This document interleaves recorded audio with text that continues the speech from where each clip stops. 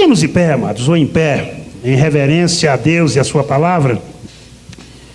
E eu quero compartilhar um texto da palavra de Deus com os amados. Esse texto é o Evangelho do Senhor Jesus Cristo, conforme a narrativa de João, seu discípulo amado, lá no capítulo 6, a partir do versículo 1. João capítulo 6, a partir do versículo 1.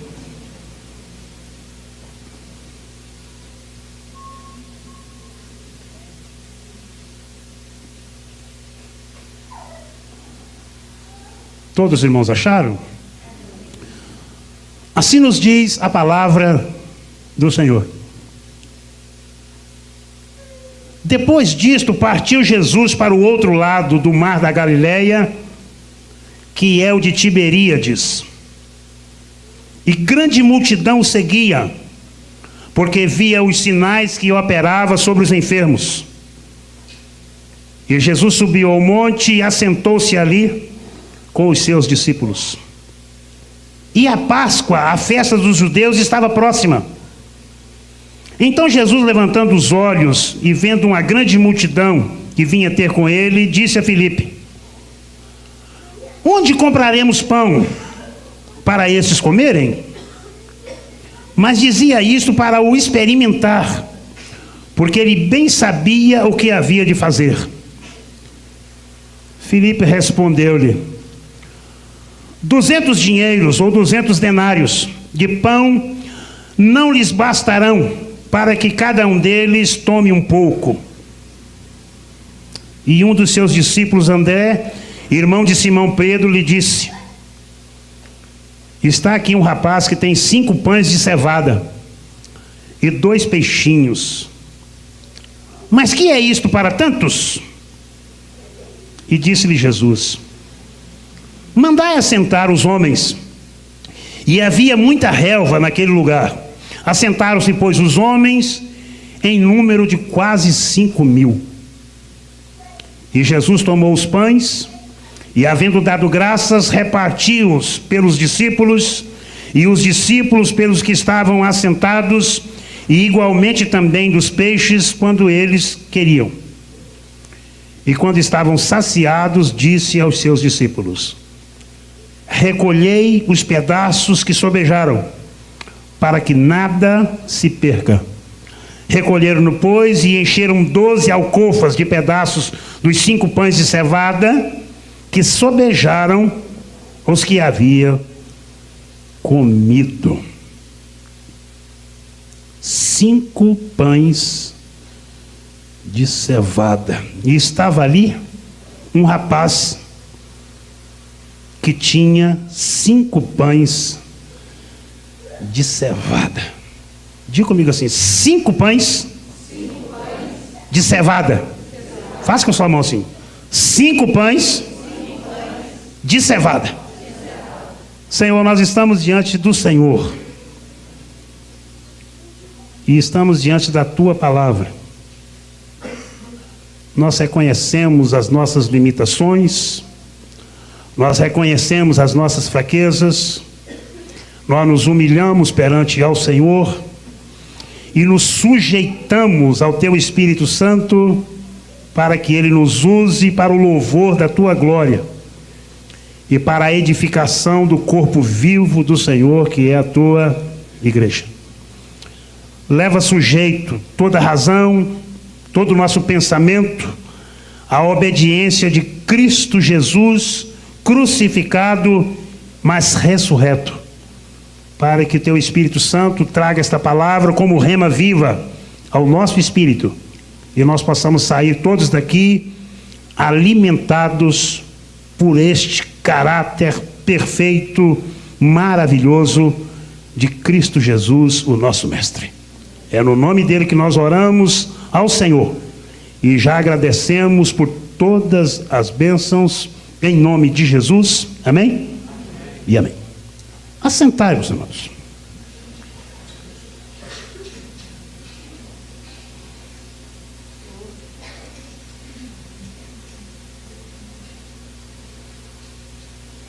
Esse texto é mais um texto conhecidíssimo da Bíblia. É a primeira, João narra a primeira das duas multiplicações dos pães que Jesus operou.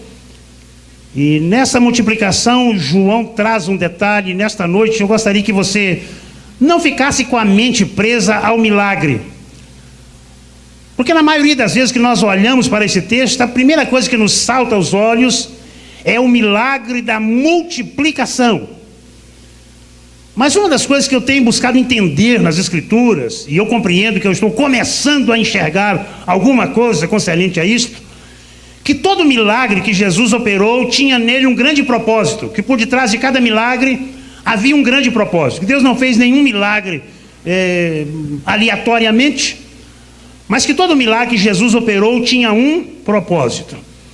E nesse texto, algo me salta às vistas, e nesses últimos dias eu tenho tentado meditar nesse texto, e algo que me salta às vistas é este menino que traz consigo 5 pães de cevada e peixinhos, e 3 peixinhos. Tem traduções que traz número diferente, mas o fato que me salta à vista aqui são esses pães de cevada. E tem um propósito nisso. João está narrando isso com um propósito. João coloca um outro contexto dentro deste texto para chamar a nossa atenção. Ele diz que estava próximo à festa da Páscoa dos judeus. Então eles estavam na semana dos pães asmos. Por isso que João está narrando isso. E por isso que João traz a sua narrativa, que aquele menino tem 5 pães de cevada. Ele não tem 5 pães de trigo, ele tem 5 pães de cevada. Quando nós olhamos para essas sementes na Bíblia, quando nós olhamos para alguns aspectos de Cristo apresentado na Bíblia, a primeira coisa que nós precisamos voltar é o Velho Testamento, para nós entendermos que Deus sempre quis revelar um homem, e esse homem que Deus quis revelar sempre foi um homem perfeito. E esse homem perfeito não era Adão. Adão não era o homem perfeito que Deus queria revelar, e Adão não é o primeiro plano, e Cristo é um improviso. Mas Cristo sempre foi o homem perfeito que Deus quis revelar. Adão era uma maquete, Adão era um croquis, Adão era um desenho ou uma sombra do homem perfeito que Deus queria revelar. Desde Gênesis, este Cristo vivo, este homem perfeito de Deus, ele vem sendo revelado gradativamente. Quando nós começamos a estudar a Torá, os 5 primeiros livros da Bíblia, o Pentateuco também chamado, quando nós chegamos em Deuteronômio, nós vamos ver Deus convidando uma nação, ou convidando um povo, para formar daquele povo uma nação, e o propósito de Deus era introduzir aquele povo como o seu povo, na terra chamada a Terra Prometida, a terra de Canaã. E desde a saída do Egito, a primeira Páscoa que foi ministrada ainda lá no Egito, Cristo começa a ser revelado de forma mais intensa. O Cristo começa a ser revelado de forma mais ampliada. E mesmo assim, Israel não entendeu isto. Se você abrir a sua Bíblia lá em Deuteronômio, eu gostaria que você abrisse nesse texto e segurasse um pouquinho nesse texto, para que nós pudéssemos ver alguns aspectos da vida e da pessoa de Cristo Jesus. Deuteronômio capítulo 8, a partir do versículo 7. Nós queremos fazer essa leitura para nós observarmos alguns aspectos da vida e do caráter de Cristo Jesus, porque é dele que nós estamos, com toda a limitação, tentando falar nesta noite. Nesta minha tradução, Deuteronômio capítulo 8, a partir do verso 7, a palavra de Deus diz assim: porque o Senhor teu Deus está falando com a nação israelita, te põe numa boa terra, terra de ribeiros de águas, de fontes, de montanhas e de mananciais que saem dos vales e das montanhas, terra de trigo, de cevada, de vides, de figueira, de romeira, terra de oliveiras, terra de azeite e mel. Todas estas 7 características, elas nos apresentam 7 aspectos da vida de Jesus. E hoje nós não temos tempo suficiente para dissertarmos destes 7 aspectos, mas nós vamos tentar pelo menos dissertar um pouquinho, ou abrir um leque sobre 2 aspectos do caráter ou da vida de Cristo, que é no trigo e na cevada. Se nós estudarmos contexto bíblico e nós estudarmos o contexto de vida de Israel, do povo de Israel, nós vamos perceber que a primeira colheita que Israel faz, o primeiro grão que é cegado, que é colhido, não é o trigo, é a cevada. E a maioria dos teólogos, a maioria dos pregadores e doutores de Velho Testamento, eles afirmam isto. E buscam na cultura de Israel, principalmente naquela região da Palestina, que a primeira semente plantada ali é a cevada, também é chamado a messe, a primeira colheita. E é exatamente dessa colheita é que Deus pede a Israel que tire dos primeiros frutos, tire a primícia e traga como oferta de feixe movida diante do Senhor. Só que quando é apresentado a terra, e terra aqui não é só um lugar geográfico, eu gostaria que você buscasse entender que terra aqui ela tem uma conotação como centro da economia de Deus, ou centro da administração de Deus. Canaã aqui é um lugar geográfico, é um lugar real, mas Canaã é uma sombra. Canaã aponta para o centro da administração de Deus. E o centro da administração de Deus, que os teólogos também chamam de centro de economia, não é um lugar, mas é uma pessoa. E essa pessoa é Cristo Jesus. Então vamos primeiramente dar uma analisada um pouco para nós entendermos estes aspectos. Eu coloquei aqui algumas coisas para nós percebermos. Há 6 itens, dos quais todos pertencem ao reino vegetal, nessa terra de Canaã. E um deles é uma mescla do reino animal com o reino vegetal. Então, se nós percebemos aí, terra disto, terra daquilo, é terra de oliveira, é terra de videira, é terra de figueira, é terra de romeira, é terra de azeite, é terra de mel, é terra de trigo e de cevada.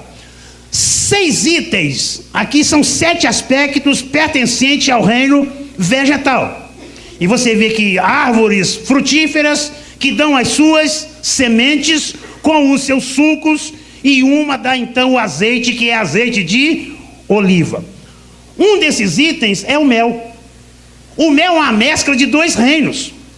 O mel é uma mescla do reino vegetal com o reino animal, visto que é a abelha que o produz, tirando então a seiva e o néctar das flores das plantas.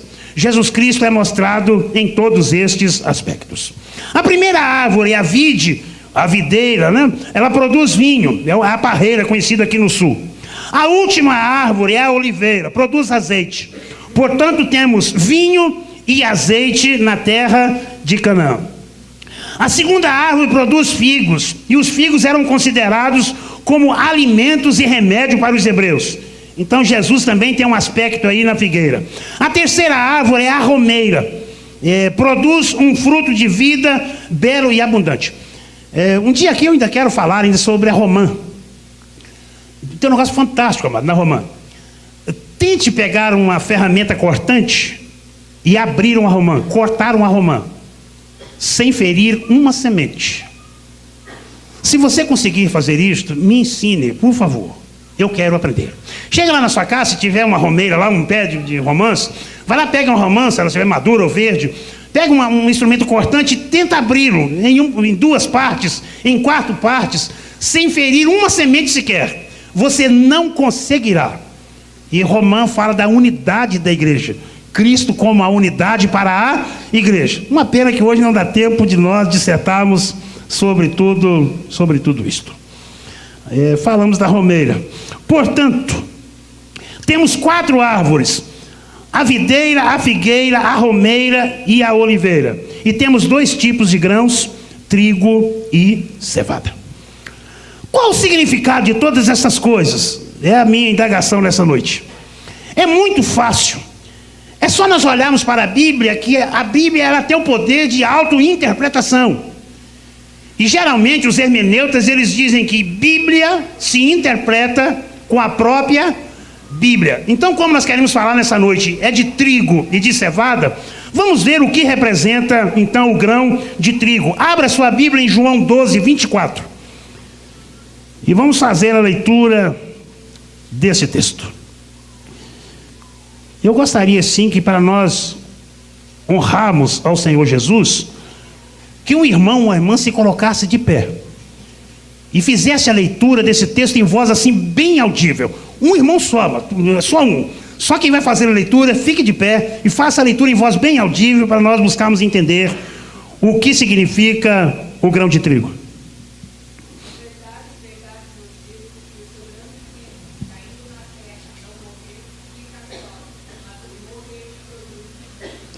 De quem Jesus estava falando, amados? Jesus disse assim: em verdade vos digo, que se o grão de trigo caindo na terra, ele não morrer, ele fica só.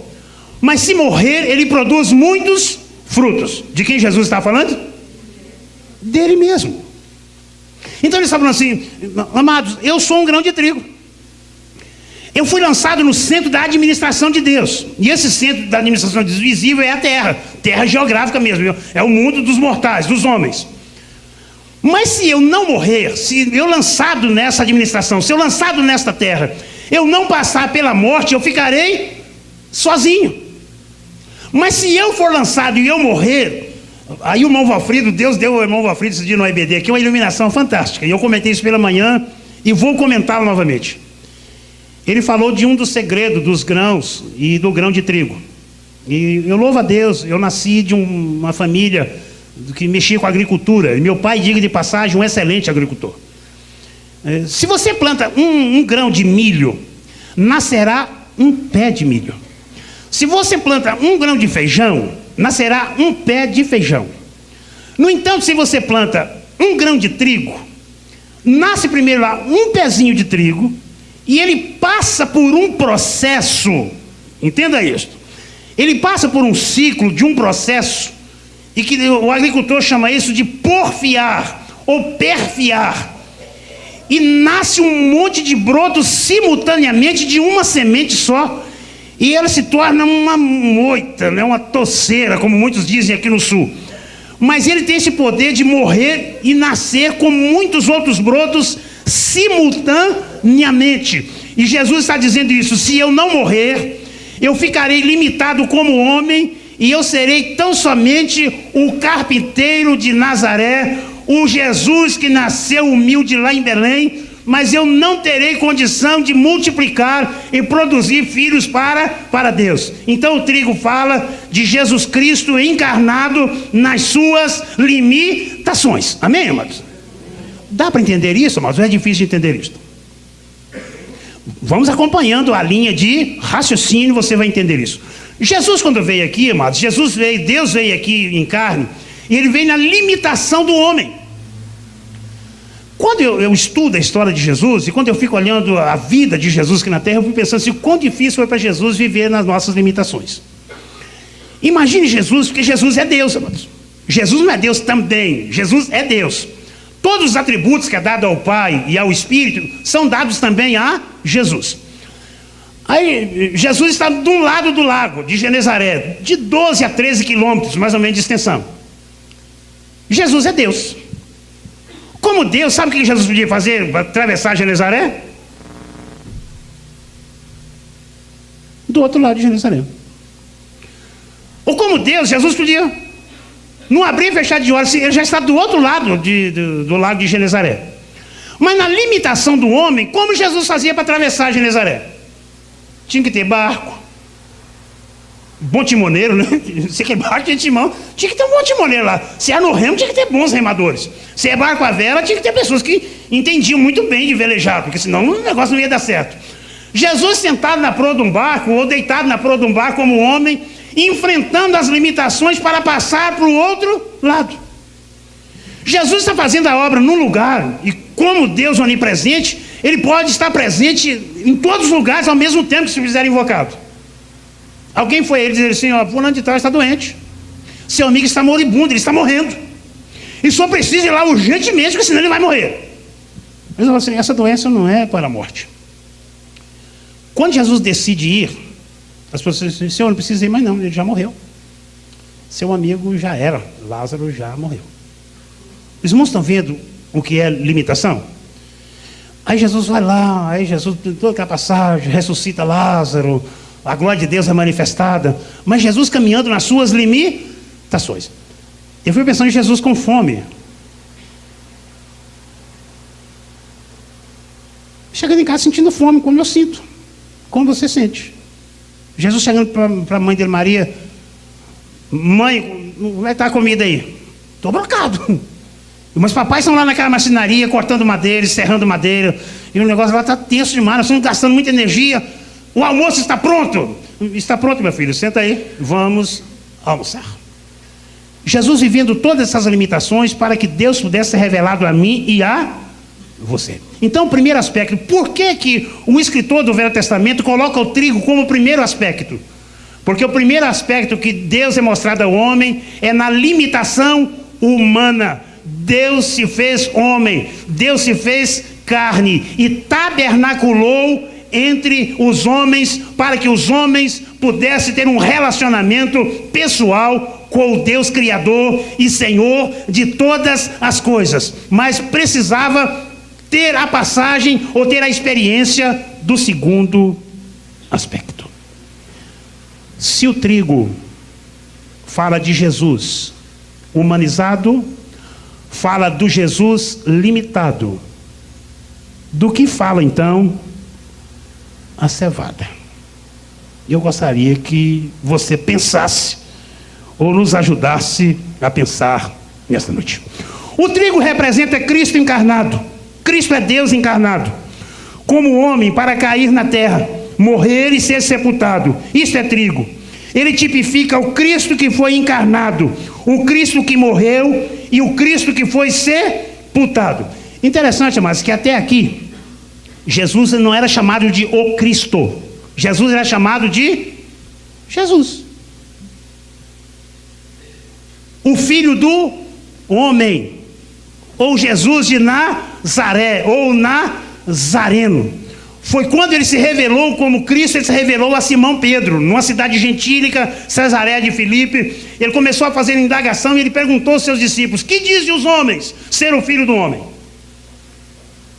E diz que cada um começou a fazer então os seus arrazoamentos. Ah, Senhor, uns dizem que o Senhor é João Batista, outros dizem que o Senhor é Elias, outros dizem que o Senhor é Jeremias, ou algum dos profetas, sabe, dos seus que creem em reencarnação, acha que o Senhor é um desses profetas reencarnado. Aí Jesus virou para os seus discípulos assim: e vós, quem dizeis que eu sou? Diz que houve um silêncio, né? E de repente assim, o Espírito de Deus move em Pedro o falante, e Pedro se levanta entre os 11 e diz assim: tu és o Cristo, o Filho do Deus vivo. Aí Jesus disse: Simão, que coisa maravilhosa, você é felicíssimo, você é bem-aventurado, porque a teologia humana não revelaria isso a você nunca.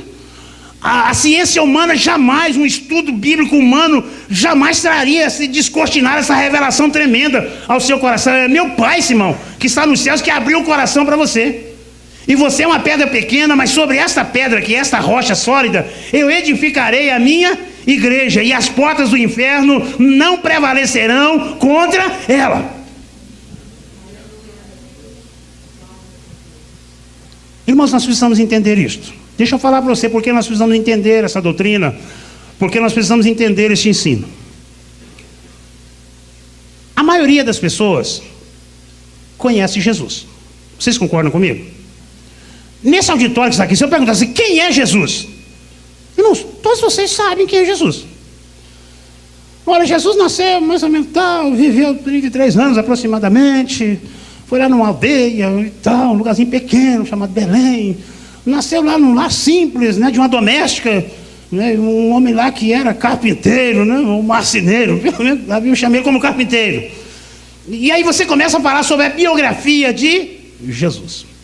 Quando vai se aproximando o final dos anos que vão se passando, começam a vir as festas natalinas, que nós chamamos as festas de Natal. A festa de Natal é apresentada um Jesus menino. Deixa eu fazer uma pergunta para você. Você confiaria o seu futuro eterno na mão de um menino? Não.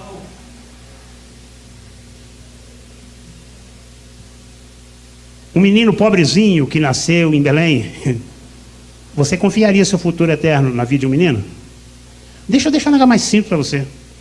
Vamos falar de futuro eterno, vamos falar de aqui agora.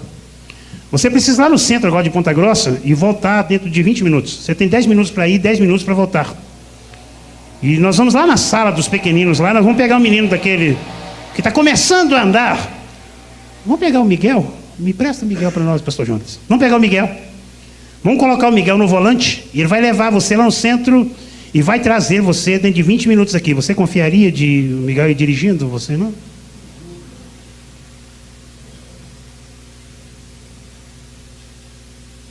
Você está entendendo alguma coisa, mas que Deus está tentando falar conosco na nossa limitação? O Jesus que a religião apresenta, amados, ele não tem poder para salvar ninguém. O Jesus que a religião apresenta, ele é pobre e incapaz, filho de uma família pobre, é um homem natural, que o máximo que ele consegue ir é morrer e ficar lá cravado no madeiro esquelético que não pode salvar ninguém. Esse é o Jesus limitado. E a maioria das pessoas tem experiência com Jesus limitado. Por isso que muitas vezes nós temos dificuldade de expressar Deus. Porque nós limitamos Deus na nossa limitação. Eu olho para mim, olho para que Jesus menino e falo, rapaz, eu posso carregá-lo. Ele não pode me carregar, porque ele é um menino. Mas eu tenho potência para carregá-lo. Eu olho para aquele menino pobre, e aquele rapaz pobre, e eu falo assim, rapaz, eu tenho condições de ajudá-lo. Então eu vou doar algumas coisas, eu vou comprá-lo, e eu vou ajudar ele na sua obra na face da terra. Eu volto lá para Adão e começo a costurar folhas de figueiras e folhas de plantas e cobrir o meu pecado, porque eu acho que eu tenho condição de apresentar diante de um Deus justo, justificado pelos meus próprios atos e as minhas próprias ações. No entanto, quando Jesus se limitou e veio na nossa limitação humana, ele veio para nos ensinar uma coisa: que ele veio aqui, que ele viveu na nossa limitação, que ele foi morto numa cruz, que ele foi sepultado, mas ao terceiro dia Deus o ressuscitou dos mortos e o fez Senhor e Cristo para a justificação de todo aquele que nele crê. E agora ele está tipificado na cevada e não mais no trigo. Cevada fala de ressurreição, cevada fala de poder ilimitado para operar todas as coisas. Quando é que os discípulos veem a multidão? E Jesus experimenta Filipe. Falou, Filipe, dá uma olhada. Nós temos aí 5.000 homens. Nós estamos falando de homens de guerra, tá, amados? Porque Israel, quando fala assim, homens, é homens de guerra. É varões de 25 anos até 40 anos de idade. Varões preparados para a guerra. Ali não está contado crianças, ali não está contado anciões, e ali não está se contando mulheres. Quando João diz que tinha um número de quase 5.000 homens, é homens de guerra. Eu acredito que nessa primeira multiplicação ali tinha quase 10.000 pessoas ou mais. Falei assim, Filipe, como é que nós vamos fazer para dar comida a esse povo todo? Para onde Filipe olha, irmãos? Para a sua limitação. Senhor, ainda que nós tivéssemos tantos denários, não seria suficiente. Não dá. Ainda que nós montássemos uma padaria aqui, e padeiro fazendo pão toda hora, me jogando pão naquela caixa, assim, de bica mesmo, não vai dar. É gente demais. Não tem como efetuar isto. Tinha um rapazinho lá que tinha levado um lanchinho para o dia.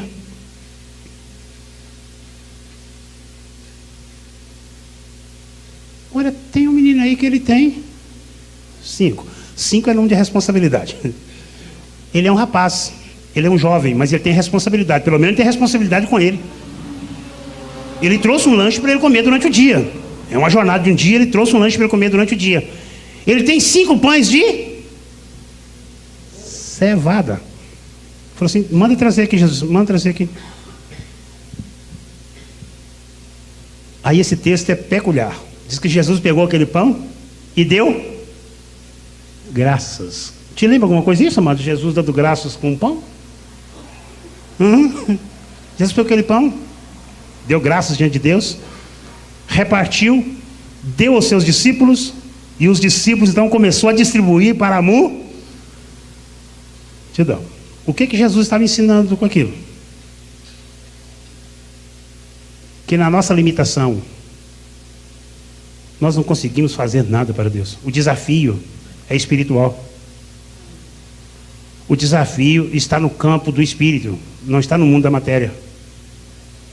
O desafio é de evangelizar o mundo, o desafio de fazer missões, o desafio de evangelizar, o desafio de levar pessoas ao Cristo ressurreto, não está no nosso cunho, mas não está na nossa dimensão, mas ele está na dimensão do Cristo ressurreto. Nós precisamos experimentá-lo. A primeira experiência, nós precisamos experimentar Jesus como trigo. Não se esqueça disso. Sabe por quê? Obrigado, irmã Sandra, pelo socorro. Ontem eu experimentei um pouco de Cristo da minha limitação. Obrigado. Porque nós somos limitados. Você pode dizer comigo assim: eu sou limitado. Beleza. Essa primeira constatação é boa. Tá? Nós estamos limitados ao tempo, nós estamos limitados ao espaço, nós estamos limitados à condição climática, né? Situação política, sociopolítica. Nós estamos limitados a uma família, nós estamos limitados a um cônjuge, nós estamos limitados às vezes a um salário que nós recebemos, nós estamos limitados à condição de saúde, nós estamos limitados. Nós não somos limitados, mas nós estamos limitados. Presta atenção nisso. Nós estamos limitados. Acontece uma situação lá, irmãos, quantos de nós já não passamos por situação assim que você olha e fala assim: e agora? E agora, José? O que eu faço? Eu acredito que todos nós estamos aqui, nós já passamos por isso. Se não passamos, nós vamos passar. Nós vamos passar por situação que você vai olhar e falar assim: e agora, o que eu faço? E diz que todo mundo é ateu até que a situação aperte, né? O avião começou a cair, até o ateu, meu Deus!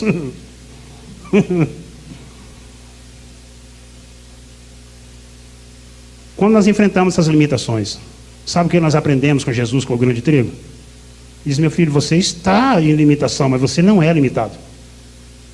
Tem um poder ilimitado dentro de você. Se você acionar só esse lado limitado, você vai viver essa vida medíocre. Mesmo, você vai viver esse negócio que todo mundo vive aí. Esse Deus seu é pequenininho mesmo, é pobrezinho mesmo, e não vai conseguir te resgatar de nada, não vai conseguir fazer nada. Essa é a experiência que você está buscando dele, é isso que você vai ter. Agora, se você deixar que o Espírito Santo acione esse Cristo ilimitado, representado na cevada, que está dentro de você, obras grandiosas vão acontecer, coisas maravilhosas vão acontecer, o sobrenatural será manifestado em você e através de você, e todos verão e reconhecerão que verdadeiramente você é chamado pelo meu nome. Você está em limitação, mas tem um poder de Deus ilimitado dentro de você, porque o mesmo Cristo que ressurgiu dos mortos lá, ele está vivo hoje pelo seu Espírito, dentro do meu Espírito, do seu Espírito regenerado, para que possamos fazer as obras de Deus.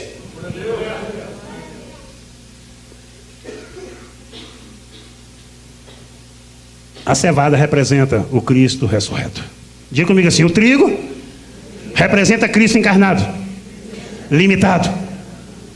A cevada representa o Cristo ressurreto, ilimitado. Fique de pé um pouquinho. E eu acredito que depois de uma descortinar deste, que nós devemos a Deus pelo menos um glória e uma aclamação com aplauso tremendo. Põe para fora o ilimitado que está dentro de você.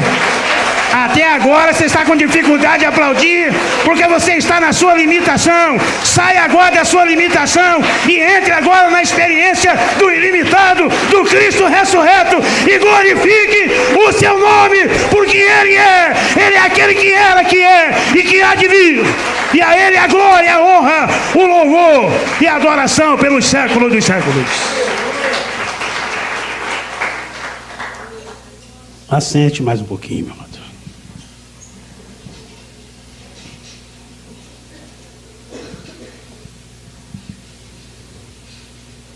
Lá em Levítico, capítulo 23, verso 10, o Senhor diz assim: E disse o Senhor: Fala aos filhos de Israel, e dize-lhes: Quando entrardes na terra que vos dou, e cegardes a vossa messe, a colheita plena, então trareis um molho das primícias da vossa messe ao sacerdote. Quando chegava o tempo da colheita, diz o escritor, os primeiros frutos da colheita deviam ser oferecidos ao Senhor. O primeiro fruto, logicamente, era a cevada. E agora nós vamos entender o que é a cevada. Lá em 1 Coríntios, capítulo 15, versículo 20, diz assim: Mas de fato Cristo ressuscitou dentre os mortos, sendo Ele a primícia dos que dormem. Isto aqui é constatação. Tem um filme aí, amados, eu não sei se você assistir, se você vai sentir o que eu sinto. Eu assisti ele 2 vezes, vou assistir de novo. Esse filme chama-se A Ressurreição. Quem já assistiu A Ressurreição aqui? Levante a mão aí. Fátima já viu? E aí? Gostaram do filme? Você viu hoje? Eu também. Eu também. Assista A Ressurreição. Você vai ver que história fantástica. Eu não vou falar sobre o filme, fique tranquilo. Eu vou deixar para você assistir. Se você assistir, depois quiser sentar, nós vamos sentar, vamos conversar sobre o filme. Que filme inteligente, mano. Falando do poder da ressurreição de Cristo. Todo mundo tentando abafar, subornando guardas, para dizer que os discípulos tinham roubado o corpo de Jesus. Mas alguém pegou para fazer uma pesquisa, para tirar a limpo, e a pessoa queria encontrar o corpo de Jesus que morreu lá na cruz. E ele não encontrou o corpo de Jesus. O restante você vai ter que assistir. É um filme emocionante. Porque aquele túmulo, aquela pedra, aquele sepulcro, ele podia guardar Jesus no grão de trigo, mas ele não podia conter e nem deter Jesus no grão de cevada. Ao terceiro dia, Jesus ressuscitou como a primícia dos que dormem. Eu quero falar algo para mim e para você nessa noite. Nada fora do Cristo ressurreto é a oferta excelente ao Senhor. Nós precisamos trazer, amados, diante de Deus, a oferta do Cristo ressurreto. Às vezes nós temos a nossa experiência com Jesus no trigo. Jesus limitado. Somos limitados para bater uma palma. Somos limitados para dar um glória a Deus. Somos limitados para dizer louvai ao Senhor, aleluia, maravilha. Somos limitados. Mas no Cristo ressurreto nós não temos essa limitação. Mas somos limitados ao irmão que está do lado. Ah, mas o irmão não está fazendo isso, então eu não faço. E se eu fizer isso, como o irmão vai fazer a leitura? Já pensou? Eu no culto e de repente está todo mundo quietinho, Daniel está quietinho, eu dou um glória a Deus, todo mundo. Qual o problema? Perdeu quem não deu um aleluia junto comigo. Perdeu quem não deu um glória a Deus. Perdeu quem não saltou na hora que a música mandou ele saltar. Perdeu quem não dançou na hora que a música mandou ele dançar. Perdeu quem não se alegrou na hora que o Espírito convidou ele para se alegrar. Perdeu quem não quis fazer isso na sua limitação. Mas Deus nos entende disso. Quando enfrentamos as nossas crises existenciais, quando enfrentamos nossas crises domésticas, quando enfrentamos nossas crises familiares, quando enfrentamos as nossas crises conjugais, nós estamos nas nossas limitações e recorremos a Jesus e diz: meu filho, eu sei que você está enfrentando. Esse negócio é ruim mesmo. Brigar com a esposa é terrível. Dormir no sofá 10 vezes terrível, tá? Chegar em casa, tentar dar um abraço nela, se entrar pela cozinha, ela sair pela sala, isso é horrível, meu filho. Eu vivi essa limitação sua aí, eu sei como esse negócio funciona. Ah, o meu filho diz que não me ama. Eu sei, meu filho, ele está na limitação. Muitas pessoas também disseram que não me amam. Mas eu te amo, não tem problema não. E eu entendo você. Eu errei, eu sei, você errou. Mas eu vivi sem errar, para justificar os seus erros. Fique tranquilo, confie em mim. Deposite em mim, ressurreto, a sua limitação e eu vou tratar dela. E eu vou encher você da minha vida ilimitada. Para você me expressar, para você verdadeiramente viver a vida de Deus. Irmãos, quando nós trazemos também diante de Deus uma oferta movida.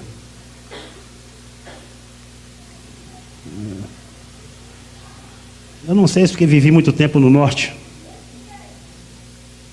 E as minhas primeiras ministrações de Deus foi no norte. Eu tenho um pensamento comigo, e até que o Espírito Santo desfaça ele, eu vou falar dele. Servir a Deus, amados, cultuar a Deus, adorar a Deus, louvar a Deus, exige respiração e transpiração. Amém, amados? Você entende isso? Porque Deus não é Deus de mortos, e sim de vivos. Os mortos não louvam a Deus. Por isso que o morto fica lá maquiadinho, lá tranquilo, não transpira, nada, não se mexe. Porque está morto. É que mesmo. Vivo não, amados. Um dos sinais de vida é quando todos os nossos órgãos estão pulsando. E vida não está só no lugar do corpo, não. A vida está desde o alto da cabeça até a planta dos pés. E quando nós oferecemos a Deus no Cristo ressurreto, a primeira coisa que Deus exige de nós é que nós respiremos, porque sem oxigênio não dá, tá? Sem oxigênio o negócio é muito tenso. E se você tiver oxigênio e você colocar isso à disposição de Deus no Cristo ressurreto, a transpiração também virá nos seus poros. Sairá água, sairá suor, sairá também o salito do seu corpo, algumas enzimas, vai sair tudo fora. Mas Deus vai ser tremendamente honrado, vai ser tremendamente exaltado. Coloquemos de pé, amados.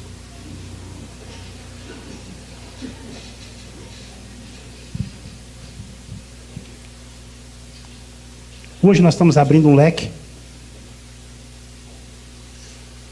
Se Deus nos permitir, mais para frente nós vamos falar um pouco mais sobre esse grão de trigo, grão de cevada. Nas EBDs nós estamos estudando as festas do Senhor.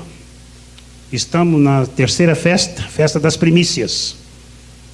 Eu acredito, eu não estava aqui pela manhã, mas acredito que pela manhã foi falado aqui sobre a ressurreição de Cristo. Cristo, a primícia dos que dormem. É o primeiro que ressurgiu para nunca mais morrer. Tá? Então Cristo morreu uma só vez, para nunca mais morrer. Teve outras pessoas na Bíblia que ressuscitaram e voltaram a morrer novamente. Cristo é a primícia dos que dormem porque Ele ressuscitou para nunca mais morrer. E a Bíblia diz que Ele vive eternamente. E é por isso que Ele dá a vida eterna de Deus. A vida eterna, mas não é vida provisória não, tá?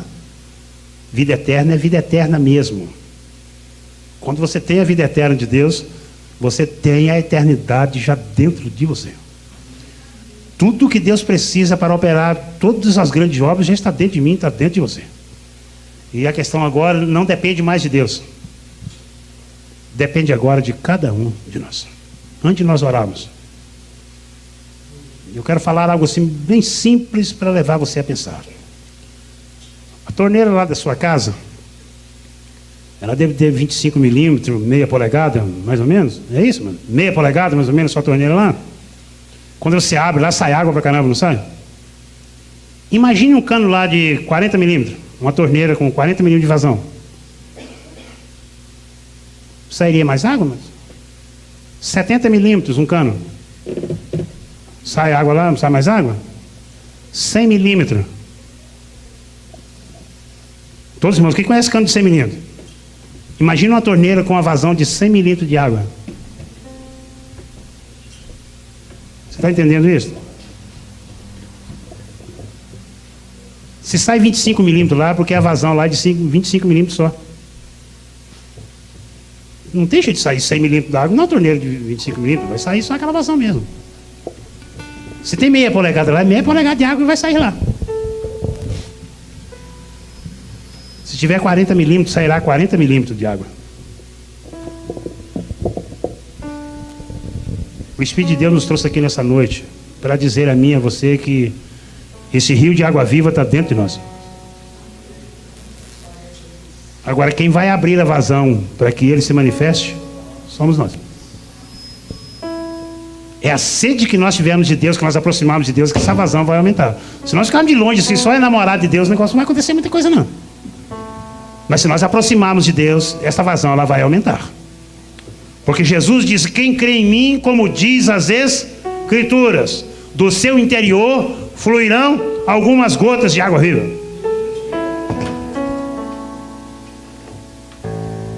Isso é o Jesus ilimitado dizendo: se alguém crer em mim, como as Escrituras declaram, do seu interior fluirão rios de água viva. Então a questão não está mais em Deus, está conosco. Curva sua cabeça nessa noite.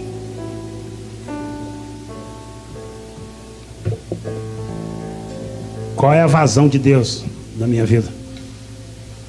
Qual é a vazão de Deus na sua vida, meu amado? Que tanto esse rio tem fluído? O rio está secando. O rio secou.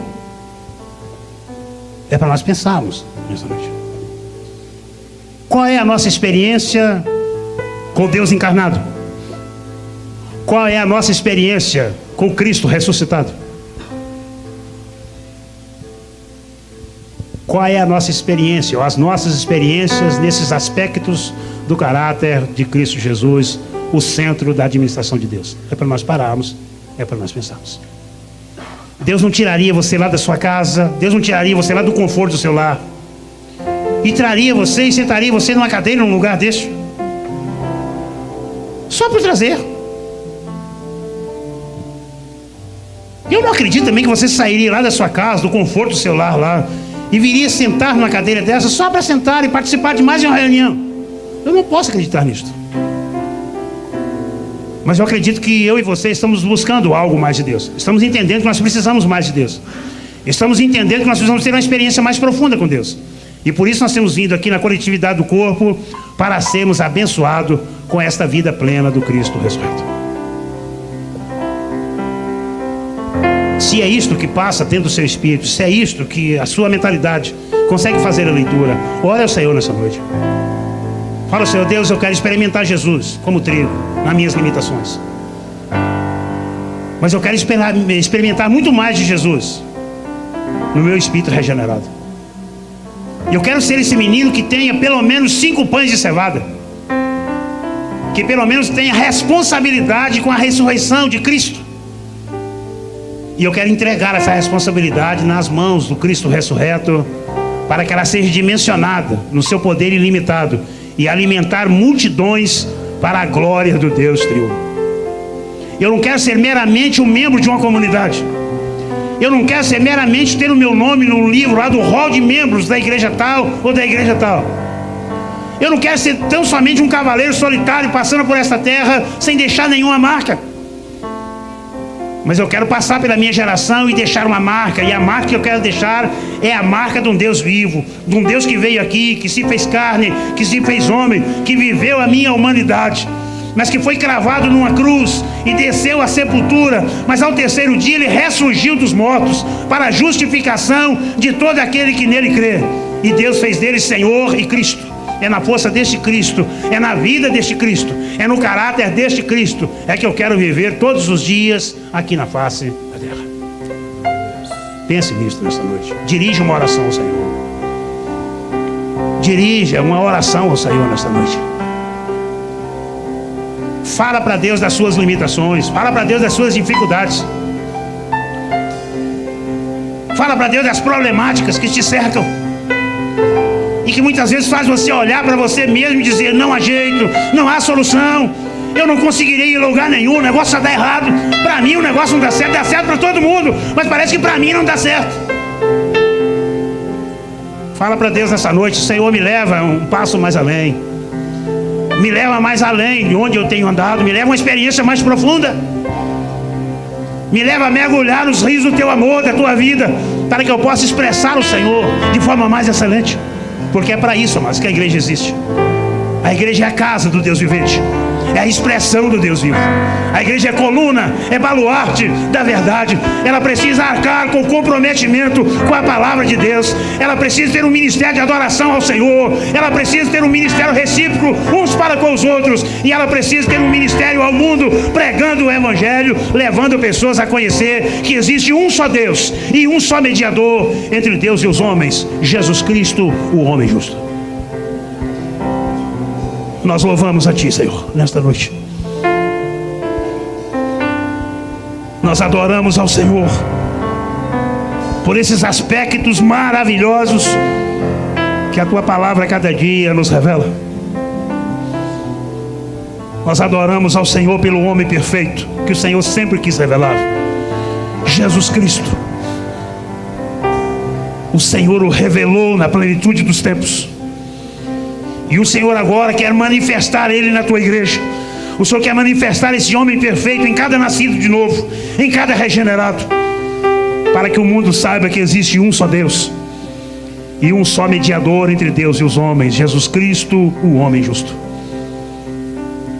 Obrigado por esse texto desta noite, pela palavra viva que nós estamos recebendo do Senhor.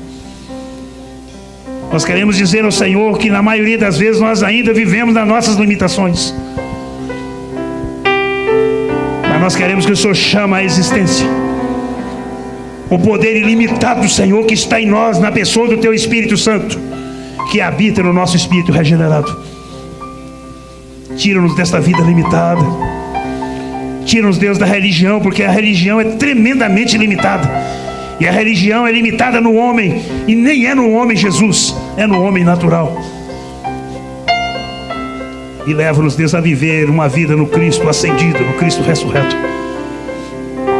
para que o Teu nome continue sendo honrado, para que o Teu nome continue sendo glorificado, para que o Teu nome continue sendo exaltado sobre a face da terra, e para que, como a casa do Senhor, a Tua igreja, nós possamos expressar o Senhor, e que nós possamos ir diminuindo para que o Senhor possa ir crescendo, irmos desaparecendo para que o Senhor possa ir aparecendo, para que toda a honra, toda a glória, todo o louvor e toda a exaltação seja dada ao Senhor tão somente.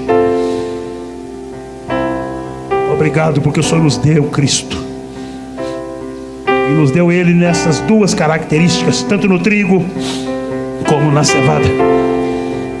E o que nós trazemos diante do Senhor nesta noite é uma oferta movida no Cristo ressurreto, como a primícia entre os que dormem, como a primícia entre os mortos, sendo a primícia oferecida ao Senhor. Mova Cristo ressurreto na igreja e através da igreja. É a nossa oração em nome de Jesus. Aleluia. Vamos entoar ao Senhor uma canção. Aleluia. Aleluia.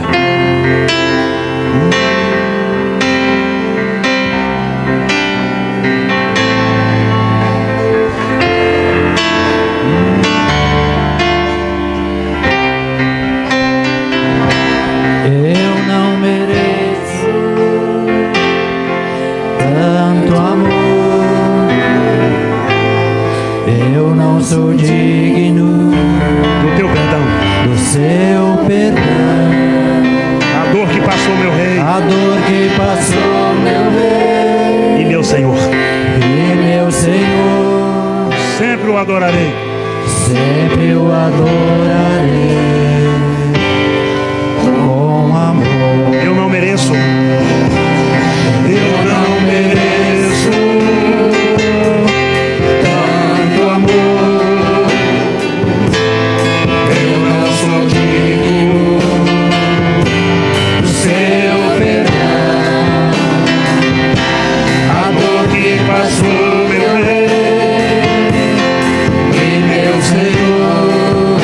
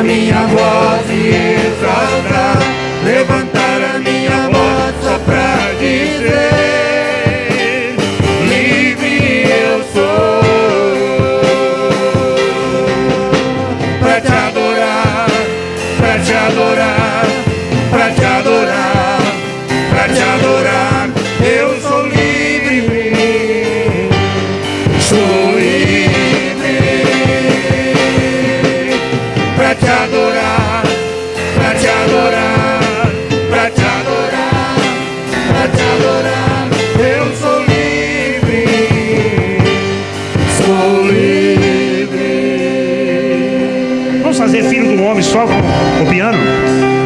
Filho do homem, me libertou verdadeiramente, verdadeiramente.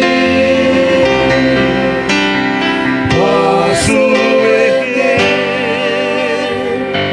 minhas mãos aos céus, levantar a minha voz e adorar, levantar a minha voz e exaltar, levantar a minha voz só pra dizer: livre eu sou. Todos juntos, filho do homem. Filho do homem, me libertou verdadeiramente, verdadeiramente. Posso erguer minhas mãos aos céus, levantar a minha voz e adorar, levantar a minha voz e exaltar, levantar a minha voz só pra dizer: livre eu sou. Pra te adorar, pra te adorar, pra te adorar, pra te adorar, eu sou livre, sou livre. Pra te adorar, pra te adorar, pra te adorar, pra te adorar, eu sou livre, sou livre. Aleluia.